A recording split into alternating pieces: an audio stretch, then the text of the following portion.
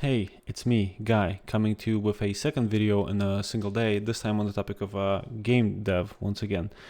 So I was talking to Extruller, and we were talking about how time constraints make you work differently. They make you better pick out what things to work on, better manage your time, and basically they force you to get more creative and more efficient with your own work.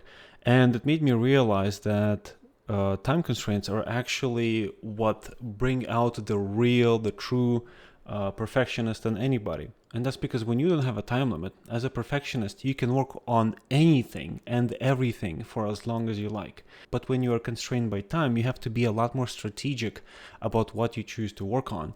And so when you are on a time limit, the true perfectionist in you really comes out, and that is when you do your best work. And when you have a time limit, you start filtering everything that you decide to add to the game through a different lens, a different filter altogether. And the way that shows in game development, at least for me, is I start to filter everything through a list of questions, such as, will this feature make the game more fun? How much does this feature add to the game? If the answer is that some particular feature does not make the game a whole lot more fun or doesn't add much to the game itself, then it gets the axe. And as an indie developer, ideas are plentiful and you want to add everything because you're basically working on like a dream game. At least that's what I'm doing. The games I'm making are games that I've always wanted to play.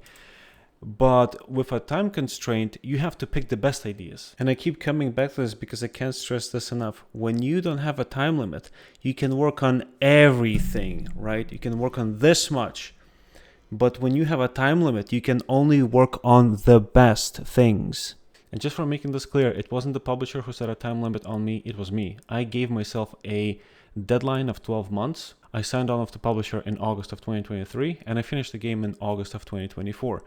But again, it wasn't a limit imposed by the publisher, it was me. It was all me. I gave myself that time limit because I was confident that I could finish the game in that much time, and also because I wanted to just stop dicking around.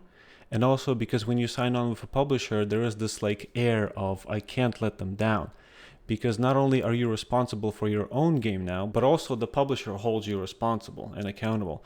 And so as much as it was hell in terms of the amount of work that I had to finish, it was also an excellent time to learn how to better filter out all the ideas that I have for the game and focus on what truly matters. And there were lots of these ideas that I wanted to add to the game, but ultimately ended up shelving them because they either didn't add much to the game or just didn't fit with the whole, with the overall design of the game. And that's actually why I talk so much about bringing a feature to 90% of what you consider to be perfect and then moving on to the next feature.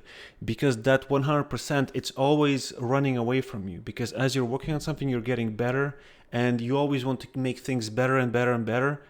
And so you're working on stuff, you get better, and the 100%, they run away from you day by day. As much as you get closer to it, it also runs off away from you. That's also, I believe, why game jams are so popular. They force you to think outside the box. They force you to change your approach to which features make it into the final game, with how time constrained they are and things like that.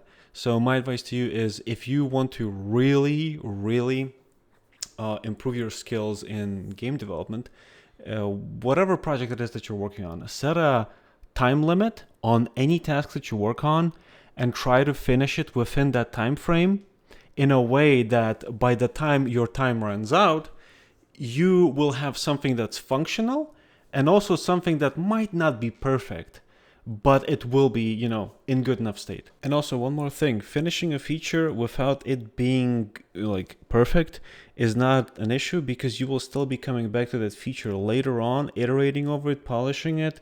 And so if you left the feature in a slightly unsatisfactory state, just understand it's not a problem. You can always come back to it later and improve it.